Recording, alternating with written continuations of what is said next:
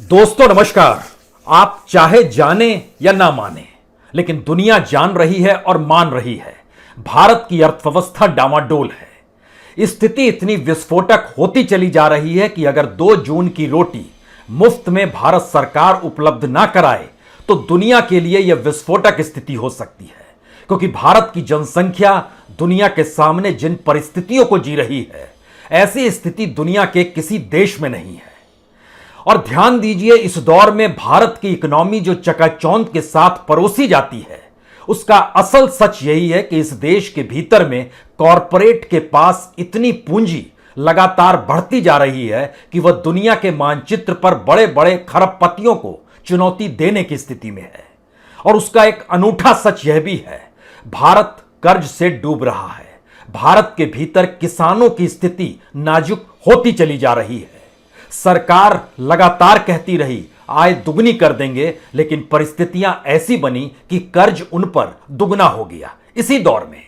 और यही वो परिस्थिति है जिसमें भारत का पूरा बजट जितने पैसों में समाता है और जितनी कमाई सरकार की होती है, उससे कहीं ज्यादा कमाई इस दौर में कॉरपोरेट की हो चली है। और दुनिया के मानचित्र पर बड़े बड़े कॉरपोरेट और रईसों की अपनी कमाई एक दिन में इतनी नहीं बढ़ी जितनी इस दौर में भारत के एक कॉरपोरेट की बढ़ने लगी। सवाल यह पॉलिसी का है, सवाल यह असमानता का है, सवाल यह फेल होते राज्य का है, सवाल यह फेल होती गवर्नेंस का है। आज आप जहां पर उंगली रखना चाहें रख दीजिए, क्योंकि जो तथ्य सामने आ रहे हैं वो वाकई डराने वाले हैं। भारत का पूरा बजट जो है वो 34 लाख करोड़ का है। उसमें से जो टैक्स सरकार लेती है, उसके जरिए जो सरकार चला पाती है इस देश की गवर्नेंस को, वह तकरीबन 17 लाख करोड़ का है। और इस देश के 10 टॉप कॉरपोरेट का जो नेटवर्थ है वह तकरीबन 23 लाख करोड़ का है। और इसी परिस्थिति में 2013-14 में जब मनमोहन सिंह की सरकार जा रही थी और मोदी सत्ता आ रही थी, उस वक्त इस देश के भीतर में हर किसान परिवार पर जो कर्ज का बोझ था वह तकरीबन 47,000 रुपए था। आज की तारीख में वो बढ़ते बढ़ते 80-85 हजार रुपए तक पहुंच चुका है। और जो राज्य के किसान आंदोलन कर रहे हैं, जिसको लेकर सरकार बार बार इस बात का जिक्र करती है कि देखिए ये रईस किसान है और हम तो गरीब और सीमांत किसानों के साथ खड़े हैं, आज अगर उनकी तादाद और उनकी परिस्थितियों का भी हम जिक्र करें तो ये जो 6,000 रुपए एक साल में 2-2 हजार यानी हर 4 महीने में करके किसान सम्मान निधि की रकम दी जाती हो, या फिर इस देश के भीतर में ग्रामीण जीवन में जो मिड डे मील दिया जाता था और उसका नाम भी अब प्रधानमंत्री पोषण योजना कर दिया गया। लेकिन इन परिस्थितियों के साथ जो 80 करोड़ लोगों को 5 किलो अनाज दिया जाता है, अगर आप उसे यकीनन माइनस कर दें तो शायद भारत भूखमरी के एक ऐसे कगार पे होगा जो दुनिया के सबसे बुरी स्थितियों को जी रहा होगा। लेकिन इसके ठीक उलट भारत के भीतर के 10 कॉरपोरेट, और इसी दौर में जिस दौर में भारत सरकार लगातार कहती रही कि हमारी अर्थव्यवस्था तो बहुत शानदार थी, ये महामारी ना आती और ये बंटाधार अगर इस दौर में लॉकडाउन का ना हुआ होता तो भारत की इकोनॉमी कुलांचे मार रही होती। लेकिन सच यह है कि इस दौर में भारत के कॉरपोरेट की जितनी कमाई होती चली गई वह दुनिया के लिए हैरान करने वाली है। ना सिर्फ हैरान करने वाली है, बल्कि असमानता की इतनी मोटी लकीर है जिसमें एक तरफ भारत का गरीब, चाहे वो ओबीसी का हो, चाहे वो शेड्यूल कास्ट हो, शायद वो शेड्यूल ट्राइब हो या अन्य जातियों का हो, और इस दायरे में अगर सिर्फ किसानों को ही जोड़ दीजिएगा, जो किसानों की जनसंख्या लेकर सरकार हिसाब किताब करते रहती है और कहती है कि हम कृषि सुधार के लिए बिल लेकर आए हैं, उसके भीतर इन किसानों की परिस्थितियों को भी आज जरा देख लीजिए। हमें लगता है एक एक पन्ने को पलटने की आज खास तौर पर जरूरत है। जिस समय मनमोहन सरकार जा रही थी, भारत के किसानों के ऊपर जो कर्ज था वो 47,872 रुपए था। आज की तारीख में किसानों के ऊपर जो कर्ज है वो एवरेज निकाला गया है हर किसान परिवार के ऊपर, यह तकरीबन 84,796 रुपए है। यह नेशनल स्टैटिस्टिकल ऑफिस के जरिए जो डाटा किया गया और उसके बाद का जो एनालिसिस और एवरेज निकाला गया 2021 तक का, यह हम आपको जानकारी दे रहे हैं। सवाल यह है कि इन सब के बीच भारत में किसान की कमाई क्या वाकई बढ़ी, और बढ़ी तो कितनी बढ़ी? सरकार अपने तौर पर कहती है जब उस समय उसके पास सत्ता नहीं थी, यानी मनमोहन सिंह की सत्ता थी, तब जो फार्म इनकम हुआ करता था किसानों का वह सिर्फ 2000 रुपए के लगभग था। 2071 रुपए के तौर पर वह किसानों की इनकम हुआ करती थी, और इस वक्त 4063। तो देखिए हमने डबल तो कर दिया। लेकिन इस 4063 और 2071 के बीच में जो बाकी चीजें हैं उसको उसकी मजदूरी और उसके द्वारा दिए गए जो उसके अपने, जिसमें बकरी होती है, गाय होती है, भैंस होती है, जो भी होता है, पशुधन जो होता है, उसके जरिए जो कमाई होती है, चाहे वो दूध बेच रहा है, उसको भी जब माइनस कर दीजिएगा तो स्थिति और नाजुक हो जाएगी। मसला सिर्फ इतना भर नहीं है, सबसे बड़ी बात यह है कि इस दौर में जो किसानों पे कर्ज था और राज्यों की राजनीति में आज आप ना फंसी। अगर आपके जहन में इस वक्त पंजाब की राजनीति घूम रही है तो फिर पंजाब का एक अनूठा सच भी जान लीजिए। पंजाब देश के उन राज्यों में है जहां पर सत्ता कर्ज लेकर चलती, और भारत के हर राज्य को चलाने के लिए आज सिर्फ कर्ज की स्थितियां ही हैं।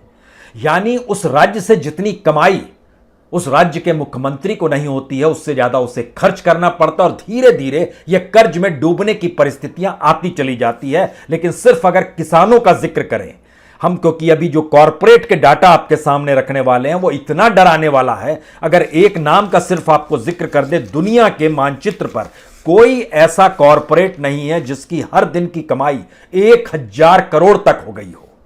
भारत में गौतम अडानी की जो कंपनी अडानी है, उसकी जो पूरी कमाई थी इस कोरोना काल के दौर में, यह 1002 करोड़ की थी। ये IIFL जो wealth Hurun India rich list है, उसने बताया है टॉप 10 कॉर्पोरेट्स में, और सबसे ज्यादा प्रतिदिन की कमाई 1002 करोड़ रुपए प्रतिदिन की कमाई।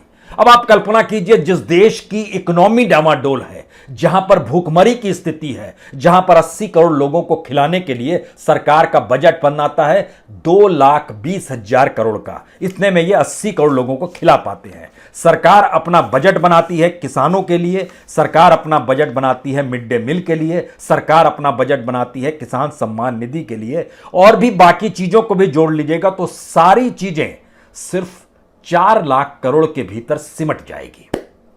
और इसके अलावे जो बजट में प्रावधान किए गए एग्रीकल्चर को लेकर, फर्टिलाइजर को लेकर, पीडीएस सिस्टम को लेकर, यह भी 3 लाख करोड़ के ही दायरे में आता है।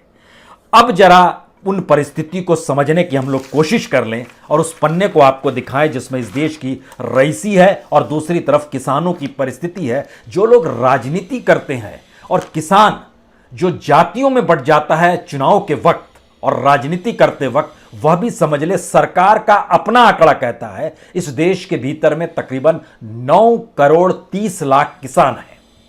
इन 9 करोड़ 30 लाख किसानों की संख्या गरीब और सीमांत किसानों में है।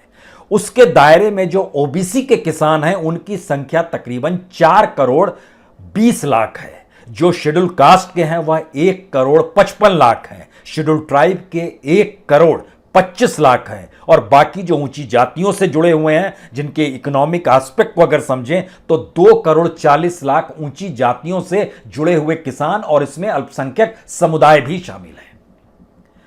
भारत के भीतर में इनकी परिस्थितियां इसी दौर में कर्ज के तौर पर अगर दुगनी हुई तो आय के तौर पर लगभग 25% नीचे चले गए। 2022 तक दुगनी आय हो जाएगी, यह दूर की गोटी। लेकिन कॉरपोरेट की कमाई दुगनी तिगनी चौगनी 5 गुनी 1000 गुना बढ़ने लगेगी, यह किसने सोचा था? क्योंकि जो लिस्ट बताती है IIFL जो हम जिक्र कर रहे हैं, wealth Hurun India rich list की, उसमें मुकेश अंबानी की रिलायंस कंपनी एक दिन में 163 करोड़ रुपए कमाती रही। सिर्फ इस काल में 2020-21 के बीच की हम आपको परिस्थिति बतला रहे हैं, जिस दौर में हमने लॉकडाउन देखा, जिस दौर में बाजार को ठप पाया, व्यापार सिस्टम ठप हो गया, एक्सपोर्ट हो नहीं रहा था। लेकिन इस दौर में गवर्नमेंट लगातार पब्लिक सेक्टर को कॉरपोरेट के हवाले करती चली जा रही थी। अलग अलग सेक्टर उसके पास चलते चले जा रहे थे और उसके जरिए उसको सरकार की तरफ से NOC मिलते चला जा रहा था। तो इस परिस्थिति में अगर पहले नंबर पर सबसे बड़ी नेटवर्थ के साथ 7,18,000 करोड़ के साथ रिलायंस खड़ी है, तो दूसरे नंबर पर गौतम अडानी हैं, जिनकी 1 साल पहले यानी कोरोना से ठीक पहले इनकी जो नेटवर्थ थी वो सिर्फ 40,200 करोड़ थी, लेकिन 2021 में जो लिस्ट आई वो बताती है कि बढ़ के हो गई 5,05,900 करोड़ रुपए। इतनी बड़ी किसी में इजाफा नहीं हुआ, दुनिया के टॉप मोस्ट व्यक्ति में भी इतनी रफ्तार से नहीं बढ़ाई हुई, और भारत के भीतर सब कुछ ठप पड़ा है। सरकार रोना रो रही है। इकोनॉमिक सर्वे आया, उसने बताया हमारी ग्रोथ रेट 7% रह पाएगी इस बार, लास्ट टाइम -23% में थी। अगर ग्रोथ रेट का यह स्टाइल शीट है तो फिर इस देश के भीतर में, और इस एक्सपोर्ट भी इस दौर में नहीं कर रहे हैं, तो उसकी कमाई कैसे बढ़ती चली जाती है। और जो पूरा शेयर मार्केट है आज की तारीख में, शेयर्स इनके कुलांचे मार रहे हैं, सिर्फ खबर भर से कुलांचे मारने लगते हैं। किसी भी क्षेत्र में पता चलता है अंबानीज या अडानीज है तो इनके शेयर कुलांचे मारने लगते हैं। तीसरे नंबर पर HCL है, HCL शिव नाडार जी का है। इनकी जो नेटवर्थ है ये तकरीबन 2,36,600 करोड़ की है। हर दिन की कमाई 260 करोड़ रुपए हर दिन की कमाई है। चौथे नंबर पर हिंदुजा है, इनका हिंदुजा ही कंपनी है, यह हर दिन 209 करोड़ रुपए कमाती रही पिछले साल। एलन मित्तल तीसरे नंबर पर है। पांचवें नंबर पर है जिनकी कमाई हर दिन 312 करोड़ की है, एवरीडे कमाई 312 करोड़ रुपए की, इनका आर्सरल मित्तल है। पांचवें नंबर पर साइरस पूनावाला है, इनकी कमाई 190 करोड़ हर दिन की। इनका टोटल नेटवर्थ 1,63,700 करोड़ का। ये सीरम इंस्टीट्यूट ऑफ इंडिया जो है ये इन्हीं का है। इसी तरीके से जब हमने निकालना शुरू किया कि जो 10 टॉप मोस्ट हैं उसमें सबसे नीचे जो है जय सेलर हैं, जो जय चौधरी की है, 153 करोड़ रुपए हर दिन की। यानी ये कल्पना के परे है इस दौर में जहां पर इस देश की इकोनॉमी डामाडोल और पूरा स्ट्रक्चर ढह गया है। लेकिन इसका एक दूसरा सच भी इसी के साथ जुड़ा हुआ है। भारत के भीतर जो 3 सेक्टर हैं, पावर सेक्टर, माइनिंग सेक्टर और एग्रीकल्चर सेक्टर, इन तीनों का दोहन सरकार के जरिए और इन कॉरपोरेट्स को लाभ खूब हुआ है। और चौथा बड़ा सेक्टर जो इस दौर में निकल कर आया, जो डार्क हॉर्स के तौर पर था, वो दरअसल ई कॉमर्स का था। जो मार्केटिंग हम लोग घर बैठे बैठे जो खरीद रहे हैं, वह जो रिटेल सेक्टर और ग्रोसरी का मार्केट था, उसने कमाल कर दिया। और इस कमाल की परिस्थिति में वही किसान था जो फसल उगा रहा था, जो सब्जियां उगा रहा था, जो फल उगा रहा था, जहां से दूध आ रहा था, जहां से बटर निकल रहा था, जहां से पनीर बन रहा था, और उसके जो प्रोडक्ट्स निकल रहे थे अलग अलग, उसकी जो भारत के भीतर की कमाई थी इस दौर में सबसे ज्यादा वही कमाई रही। लेकिन उसका लाभ उसे उपजाने वाले किसान को नहीं मिला, उससे जुड़े लोगों को नहीं मिला, उस इंडस्ट्री को मिला जिस इंडस्ट्री को ये एनओसी थमा दिया गया। आप इसका बिजनेस कीजिए, मार्केट के हिसाब से प्राइस तय कीजिए और उसके हिसाब से प्रॉफिट कमाइए, हम आपके हाथ में ये देते चले जा रहे हैं। यानी इस देश में सिर्फ 10 टॉप कॉरपोरेट जिनका नाम हमने लिया, मुकेश अंबानी, गौतम अडानी, शिव नाडार, SP हिंदुजा, एलन मित्तल, साइरस पूनावाला, राधा कृष्ण दमानी। 8वें नंबर पर बड़ा शानदार नाम है विनोद शांतिलाल अडानी। यह अडानी के भाई हैं, गौतम अडानी के, और इनकी अपनी कंपनी भी अडानी के साथ ही जुड़ी हुई है। और इनका अलग नेटवर्थ तकरीबन 1,31,600 करोड़ का है और हर दिन की कमाई इस दौर में 245 करोड़। यानी इनकी कमाई, अडानी बंधुओं की कमाई मुकेश अंबानी से भी कहीं ज्यादा है, दूसरे भाई की भी। मुकेश अंबानी एक दिन में सिर्फ 163 करोड़ रुपए ही कमा पाए। 5वां नंबर कुमार मंगलम बिरला का है जो 242 करोड़ रुपए कमाते रहे, और आखिरी जय चौधरी का है, जय सेलर्स का, जो कि लगभग 153 करोड़ रुपए प्रतिदिन कमाते रहे। नेटवर्थ 1,21,600 करोड़ की। लेकिन पर डे कमाई सिर्फ इन 10 कॉरपोरेट्स की 2,960 करोड़ रुपए पर दिन की कमाई है। अब अगर आप इस 2,960 करोड़ को भारत के भीतर में जितनी भी योजनाएं हैं जो सामाजिक तौर पर इस देश के बड़े समुदाय से जुड़ी हुई है, बड़े समुदाय का मतलब सिर्फ 80 करोड़ लोग नहीं है, बल्कि उसके आगे निकलिए और इस देश के 138 करोड़ लोगों में से सिर्फ आप टैक्स पेयर को हटा दीजिए और जो कॉरपोरेट के रईस हैं उनको हटा दीजिए, तो आपके हाथ में जमा पूंजी कुल मिला के लगभग जो आएगी इस देश के भीतर में, वह तकरीबन 100 करोड़ की हो जाएगी। उन 100 करोड़ लोगों के लिए सरकार ने जो भी किया, जिस रूप में भी किया, उसका लगभग 10 गुना ज्यादा लाभ इन लोगों को प्रतिदिन मिल रहा था। यह कैसी इकोनॉमी है और यह कौन सा इकोनॉमिक ढांचा है, यह एक समझने की बात है। क्योंकि जब इस प्रक्रिया में हम बात करते हैं तो इसका दूसरा हिस्सा यह भी है कि इस देश की जो पूरी कमाई है, हमको लगता है यह समझना इसलिए जरूरी है क्योंकि इस देश का हर व्यक्ति कुछ भी खरीदता है तो वो टैक्स पे करता है।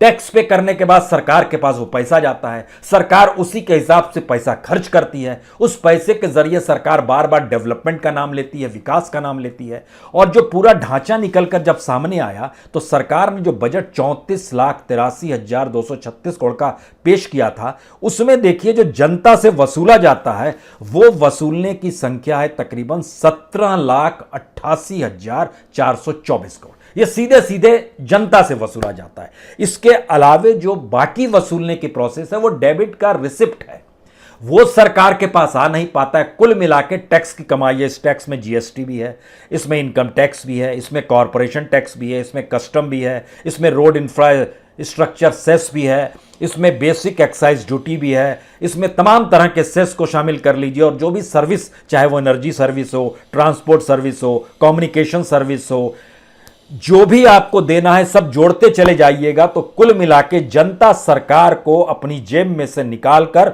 17,88,424 करोड़ रुपए देती है। और सरकार जो है खर्च करती है उसमें से लगभग इस्टेब्लिशमेंट एक्सपेंस जो अपने ऊपर करती है, जिसमें सैलरी भी है, अलाउंस भी है, और जो अपना इमारतों को दे रखा इसमें लगभग 3,62,000 रुपए उस पर खर्च करती है। और जो अपने तौर पर जो भी वो स्कीम बनाती है, आज हम ये स्कीम ला रहे हैं अलग अलग डिपार्टमेंट्स को लेकर, उसमें वो 10,51,000 रुपए खर्च करती है, 10,51,000 करोड़ रुपए। लेकिन सबसे महत्वपूर्ण है कि एग्रीकल्चर, फर्टिलाइजर और फूड एंड पीडीएस सिस्टम पे सरकार ने इस बजट में जो डाटा रखा था वो 4,38,501 करोड़ का था।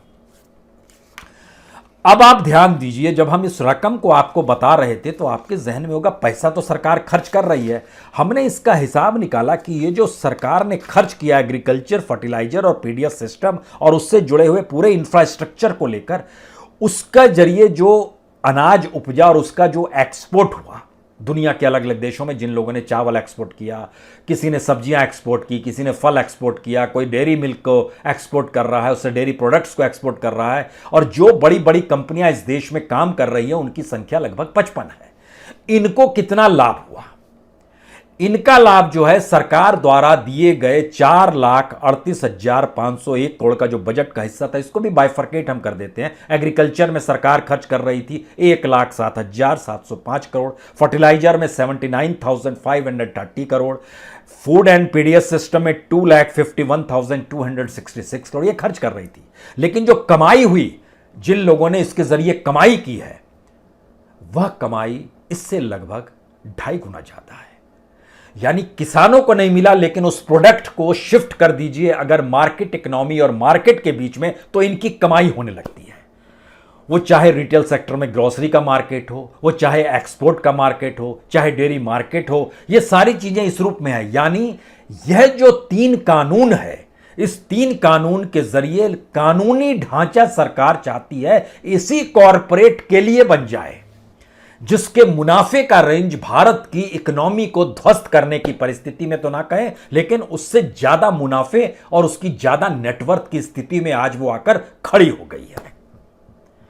भारत के तमाम 164 पीएसयूज की जो रकम है, अगर उस रकम को भी मिला दीजिएगा, अगर सरकार सबको जिस लिहाज से सेल कर रही है, हमने उस रकम को निकाला, जो तमाम पीएसयूज हैं, वो सारे पीएसयूज जो भारत में चलते हैं, जिसमें काम करने वाले करोड़ों लोग हैं इस देश के भीतर में, जो पेरोल पर हैं और जो उससे जुड़े हुए लोग हैं, सबको मिला दीजिएगा तो तकरीबन 11 करोड़ लोग इस देश के कहीं ना कहीं किसी ना किसी रूप में भारत के भीतर जो पीएसयूज चल रहे हैं उससे जुड़े हुए हैं। कोई ठेके पर काम कर रहा है, कोई दिहाड़ी मजदूरी कर रहा है, और जो पेरोल की संख्या है वह उस लिहाज से कुछ कम है, लेकिन सब उसी लिए काम कर रहे हैं। और उन सब की रकम जो है इस देश के भीतर में मौजूदा वक्त में, जो अंबानीज का छोड़ दीजिए, अडानीज पे आ जाइए, जिनकी कुल स्ट्रेंथ 5,05,900 करोड़ है, उससे भी कम है। यानी भारत जो लगातार डिसइन्वेस्टमेंट का भारत सरकार जो जिक्र करती है और जो प्राइवेटाइजेशन का जिक्र कर रही है, उसका अनूठा सच यह है कि इस दौर में एक कॉरपोरेट हाउस भारत के ओवरऑल पब्लिक सेक्टर पर भारी पड़ गया। और ओवरऑल 10 कॉरपोरेट भारत के उस बजट पे भारी पड़ गए जिस बजट में समूचा देश टैक्स देता है और भारत सरकार उस पे जो अपनी प्लानिंग करती है और डेवलपमेंट के लिए अलग अलग प्रोसेस में लाकर कहती है आज हम ये स्कीम ला रहे हैं, वो स्कीम ला रहे हैं, वह भी कमजोर पड़ गया इस 10 कॉरपोरेट के सामने।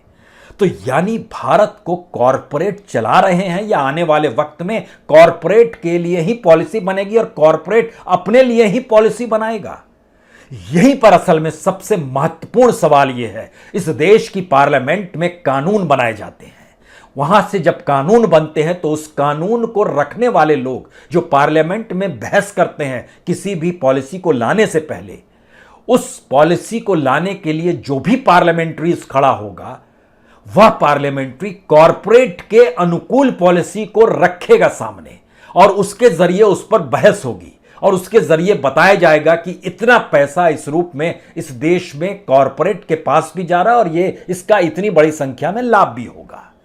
इसके भीतर का सबसे अनोखा दर्द यह है जो दुनिया देख रही है और दुनिया मान रही है कि भारत के भीतर में जो 80 करोड़ लोग हैं जिनको 5 किलो अनाज दिया जा रहा है, जो 11 करोड़ से ज्यादा बच्चे हैं जिनको मिड डे मील दिया जा रहा है, जो 9 करोड़ से ज्यादा किसान हैं जिनको किसान सम्मान निधि दिया जा रहा है, और ऐसी तमाम योजनाओं को अगर खत्म कर दिया जाए एक झटके में तो इस देश के भीतर का सच यह होगा कि जो सहारा अफ्रीका के देश हैं, जो दुनिया के सबसे भूखमरी और पिछड़े देशों में आते हैं, भारत उससे भी नीचे चला जाएगा। लेकिन भारत का एक तबका जिस इस देश को जो एक्सप्लॉइट कर रहा है, जहां के खनिज संसाधन से लेकर मार्केट से लेकर हर चीजों को मोनेटाइज करके और सरकार हर चीजों को प्राइवेटाइज करके जो उनके हथेली में सौंप रही है, यह परिस्थिति धीरे धीरे उन रईसों को दुनिया के सबसे ज्यादा बड़े रईसों की कतार में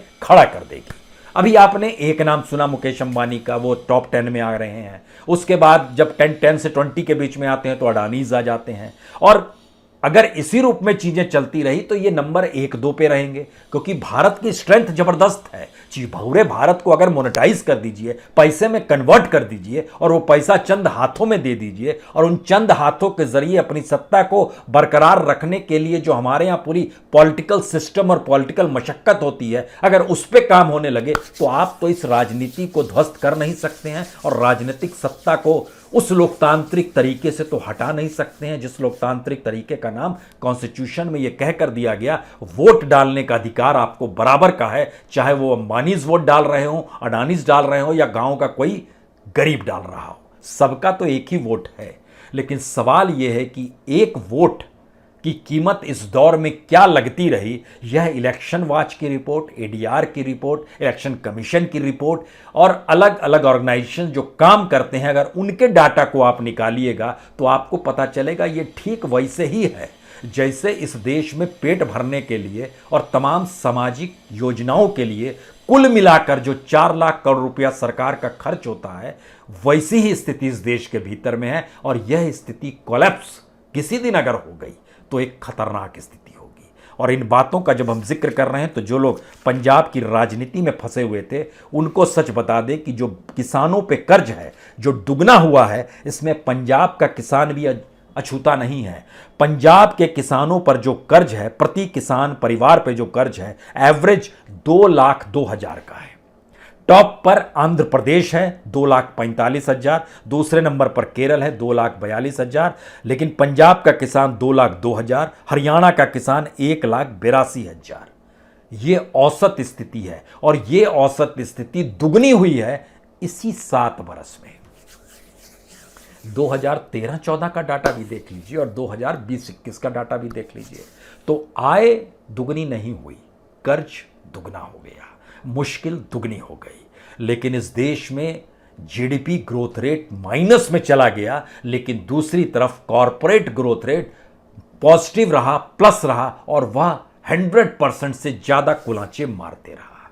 इस देश की राजनीति में फंसिएगा या इस देश की हकीकत को समझकर इस दिशा में काम करने की जरूरत आन पड़ी है कि इस देश की राजनीतिक सोच में परिवर्तन तत्काल में अगर लाना होता है तो तत्काल में देश बचाने के लिए क्या करना है ये किसी को बताने की जरूरत नहीं है। स्थितियां नाजुक धीरे धीरे और गहराएगी, क्योंकि कर्ज में डूबे हुए राज्यों में, जिस राज्य में पंजाब जहां पर चुनाव होने वाले हैं और उसके लिए जो उठा मशक्कत हो रही है, उसका भी जब हमने कर्ज देखा तो आपको जानकर हैरत होगी। पंजाब में 2006-07 में जब अकाली और बीजेपी की सरकार आई थी तो 40,000 करोड़ का कर्ज था पंजाब पर। जब ये छोड़ रहे थे 2016-17 में तो कर्ज बढ़कर 1,53,773 करोड़ का हो गया, यानी तकरीबन 1,10,000 करोड़ इस 10 साल में बढ़ गया। उसके बाद कैप्टन की सरकार आ गई। कैप्टन की सरकार आज की तारीख में जहां पर खड़ी हुई है, इसमें यह बढ़ते बढ़ते 2,60,000 हो गया, यानी 1,53,000 से 2,60,000, इस दौर में 1,07,000 रुपए का कर्ज और बढ़ गया। और सीएजी का डाटा कहता है कि 2024-25 तक यह बढ़कर लगभग 3,73,000 करोड़ का हो जाएगा। कमोवेश हर राज्य की स्थिति यह है, कर्ज में डूबा हुआ देश, और उस देश को संभालने के लिए कोई पॉलिसी नहीं, और पॉलिसी सिर्फ इतनी कि इस देश के कॉरपोरेट की कमाई को कैसे बढ़ाया जाए, जिसके जरिए उसको भी अपने पास जोड़ते हुए उससे पैसा लिया जाए, और इस देश को चलाने के लिए डायरेक्ट बेनिफिट ट्रांसफर का पैसा कुछ चाहिए, 5 किलो अनाज बांटने का कुछ पैसा चाहिए, और बाकी सिस्टम चाहे ध्वस्त होता चला जाए। कोई इंफ्रास्ट्रक्चर देश को देने की जरूरत नहीं है, और आने वाली पीढ़ियों को हम लोग क्या सौंपेंगे ये कोई नहीं जानता है, जिस स्थिति में समूची दुनिया की नजर भारत को देख रही है। बहुत बहुत शुक्रिया, बहुत बहुत शुक्रिया।